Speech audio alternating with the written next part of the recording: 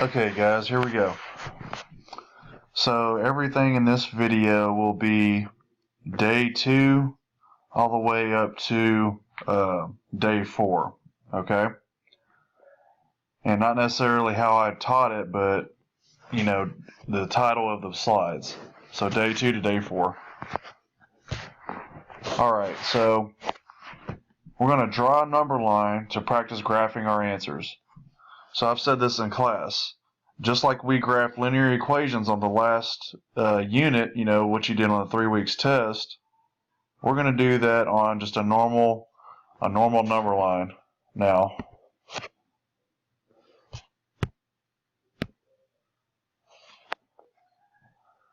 Okay, so remember, you always start at 0. As you go to the right, your numbers get bigger. As you go to the left, your numbers get smaller.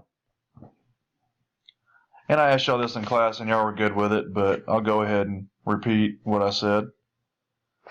So let's say you had -7 and a number 1. Well, if you didn't know this rule, you might think -7 is a larger number because 7 is larger than 1. But if you look at it, -7 is further to the left than +1 is. So -7 is going to be smaller, always. This is important to know because once we start graphing inequalities, it'll help you remember which sign you're going to put in your inequality. So just remember, the further left you go, numbers get smaller. The further right you go, numbers get bigger.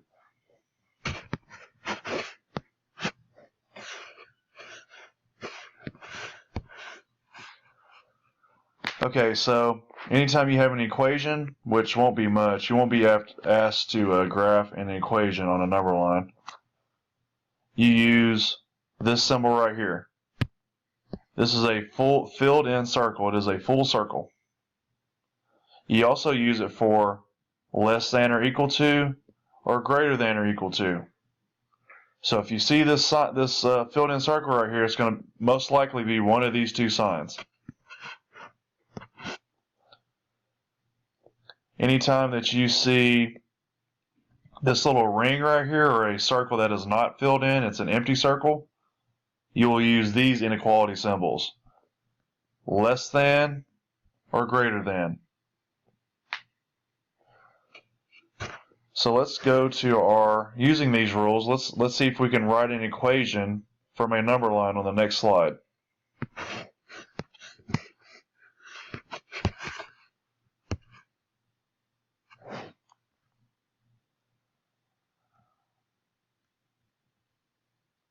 Okay, so let's look at these rules.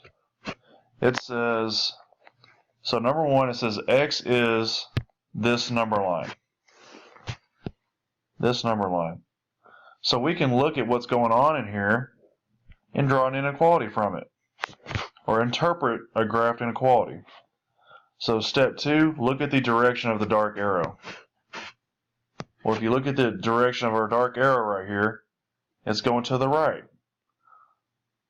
Well, according to this slide right here, right is greater than. So that's a rule you can just remember, or you can think about it logically. If you look at our arrow, you look at the numbers that are all right of -3. You got -2, -1, 0, all the way up to 7. All those numbers are greater than -3. So just like on the last slide, it said as you go to the right, the numbers get bigger. Well, as you go to the right, all of our numbers are greater than -3. So, to show greater than, you use the greater than symbol right there. So we know what symbol to use from step 2. Now it's step 3. Now we need to look at the actual circle, or our point on the number line. So we see that our circle is on -3. We also see that it's an empty circle. Well, according to our rules down here, an empty circle is going to be less than or greater than. So we can cross this out because that's only for full circles. So we know it has to be one of these two right here. We know it's greater than and not less than because our arrow is going to the right. If it were going to the left, then it would be less than, but it's not. So if we were going to write this as an inequality, we would have x is greater than -3. And that's exactly how your answer would look. And you also, so we drew an inequality from a graph. You can also do the reverse. If they give you an inequality, so like x is less than -3, then you would know how to draw the graph of that inequality. So you can go back and forth between those two just like we did on our linear relationships.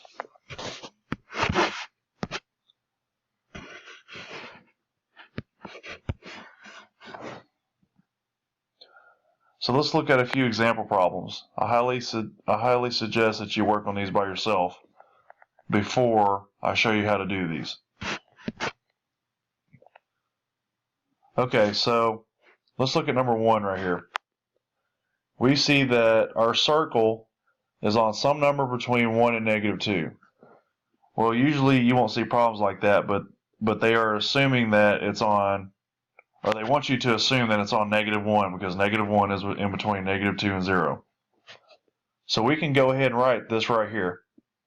We can go ahead and say x, and then we'll leave a space for our symbol, and we know -1 is going to be our answer. X will always come first, and your number also will always be on the to the right of it, because you read inequalities and equations from left to right. So all that's left is to figure out our symbol. Well, we know that we have an open circle right here. So we know it can't be less than or equal to or greater than or equal to. It can only be less than or greater than. And then we see that our arrow is coming to the right here. Well, right always means greater than, so we know to put a greater than symbol right there. So the answer to that is x is greater than -1.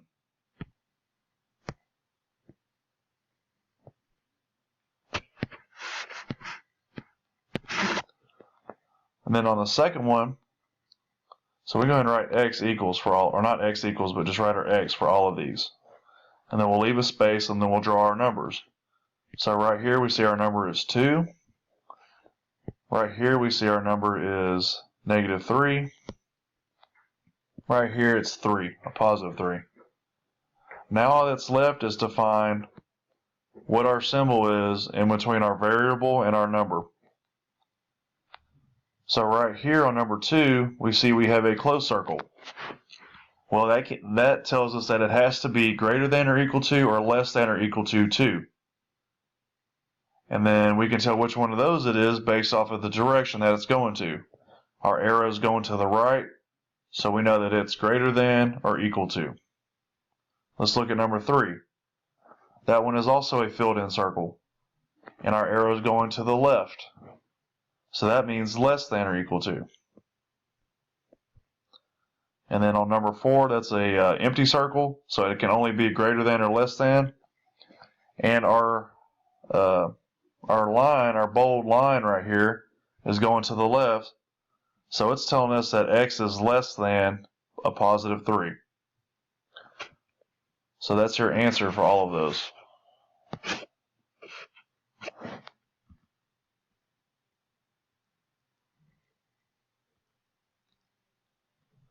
And this is just more repeating of the same thing. As you go left, numbers get smaller. As you go right, numbers get bigger. Okay, so this is just a little bit of review. You have to know your integer rules. This stuff is the stuff keeps stacking up, guys. What that means is you have to use a skill that you learned at the beginning of the year for more difficult problems as the year goes along. So if you do not know this stuff, integer rules, multiplication and division, and addition and subtraction, that's going to kill you, because you can know all the linear equations and inequalities you want, but if you don't know how to add and subtract negative numbers, you're not going to get the right answer anyways. So you've got to keep practicing this stuff and always memorize these rules. So right now we're on multiplication and division. So this one's easy. This is the easiest one. Anytime you're multiplying or dividing, if the signs are the same, your answer is positive. If you're multiplying or dividing different signs, your answer is negative. And it tells you down here, negative times negative, same sign, so that's positive. Positive times positive, that's the same sign, so positive. Negative times positive, you have different signs, so that makes a negative answer. Alright, pretty easy on that one.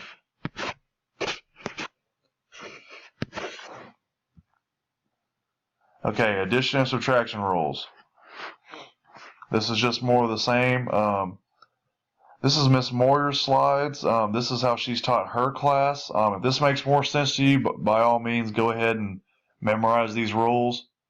I think it's easier to write everything in parentheses and just use same or different rules to change the operation. But I'll go ahead and go through these too. So same signs, add and keep the sign. So that's talking about these scenarios right here. So positive plus positive equals positive. So they added and kept the sign. Our answer was positive because both our numbers were positive. Negative plus negative, we're going to add and keep the sign of what we're adding. They were both negative, so that makes our answer negative. Really like how Miss Moore color-coded this stuff. Really pops out and makes me understand it better. And then for the green, different signs, subtract and keep the sign of the larger. So let's say you have, so let's follow this scenario right here. So let's say you had a negative 6 plus a 3. Let me get a little bit better 3 there.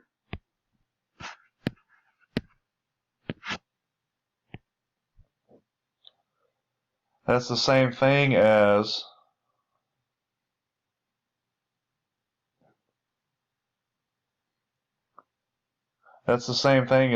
changing the sign of 6 and subtracting 3.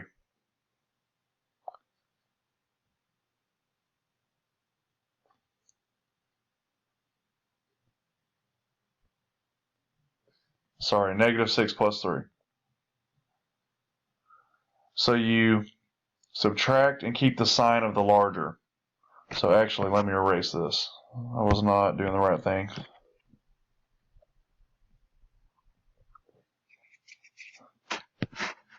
So let's see. Let's subtract and keep the sign of the larger. Okay. So let's say we had negative 6 plus 3. Well, you could just rewrite that as 3 minus 6. So we turn that into subtraction. And 3 minus 6 is just negative 3. We kept the sign of the larger number.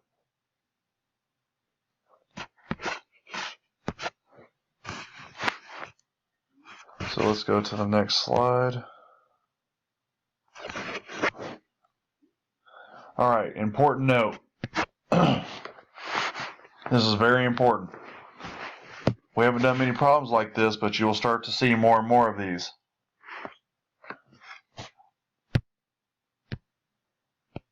When you multiply or divide by a negative number in an inequality, this is important, not in an equation, only in inequalities. Only in inequalities. You must reverse the inequality symbol, and that's it. And I will work out an example here. Also, inequalities can have multiple answers. So let's say you broke a two-step equation down and you got an answer of x is less than 3. Well, there are multiple numbers that are less than 3.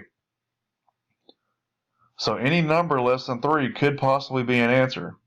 So that's 2.9. 2.9 is less than 3. You could have 2.9. You could have 1, 0, -1, all the way to negative infinity. All of those numbers are less than 3. So that's what that means. That's the main difference in between inequalities and equations. So let's, okay, so don't worry about this problem. This is a very easy problem. All they do here is, all they did was plug in each one of these numbers in for C. That's all they did. And they found out which one was right. So they did 2 times 4 plus 5, that was 13. That's not 17, so 4 doesn't work. Then they did 2 times 5, which is 10 plus 5 is 15. 15 does not equal 17. So just by process of elimination, you know that 6 is the only one that can work, because 2 times 6 equals 12. Then I got to add my 5 to it, so plus 5 equals 17. So see, equations only have one right answer. Inequalities may have more than one. Now I'm going to come up with an example where we have to flip the sign. So let's say we had 3x minus 2 equals 7. Or not, sorry, does not equal 7. It has to be an inequality. So I almost flubbed on that one.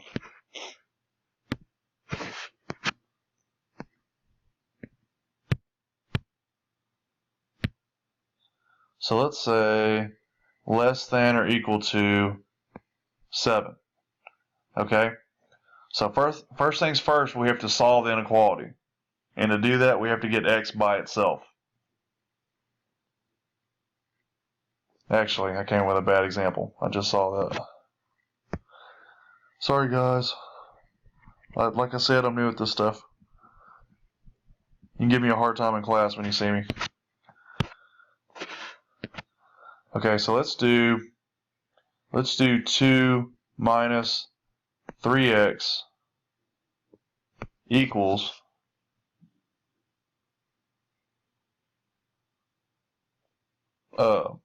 11. This one should work. Okay, so anytime you have a two-step equation, you got to think about your socks and your shoes. Remember, addition is always your shoes. Anything attached to the variable is going to be your socks. So let's get rid of this plus 2 over here. We do that by doing the opposite operation and then keeping our same number. So minus 2. Minus 2 from both sides.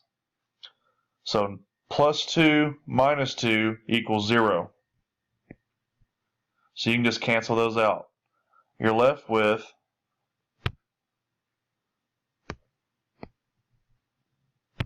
messed up again. This needs to be less than or equal to, so it's an inequality. So you're left with negative 3x less than or equal to, and 11 minus 2 is 9. Okay? So let me erase all this so I got more room.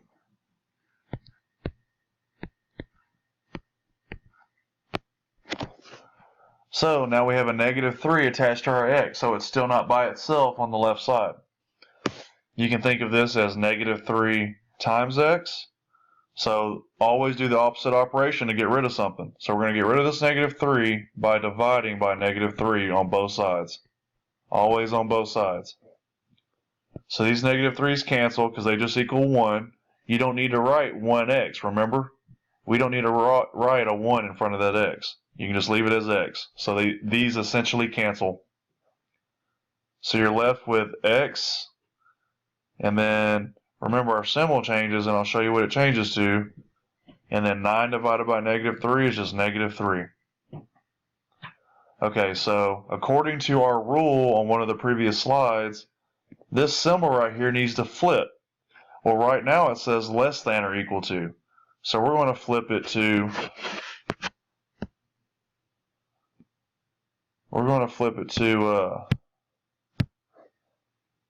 greater than or equal to. Okay? So we had to solve for how x compares to -3, and then we had to flip our symbol. So that was an extra little step right there. Anytime that you're subtracting by an x in our problem, so before we canceled out and got x by itself, you had a minus x. We had a minus 3x. Anytime you see a minus x, go ahead and get ready to flip your sign, because you know you're gonna have to eventually multiply or divide by some negative number, and that's what causes us to flip our sign. So just make sure you remember that.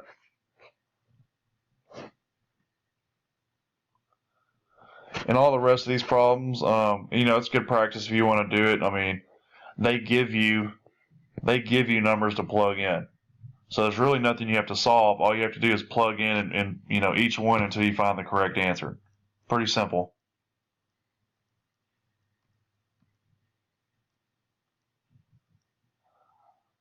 Okay, so this will be my next video that I will upload very soon. So I'm skipping the challenges and everything because we're not doing those. So learning how to write equations and inequalities. That is going to be the big thing that will be on your 6 weeks test. There are quite a few word problems in this PowerPoint, and I will try to get through as many of them as I can. So, be sure to watch as many of these videos where I go over these word problems as you can. And we're going to be doing this for the next week all the way up until our test. So make sure you get plenty of practice doing this, as much as you possibly can. Alright, thanks for watching.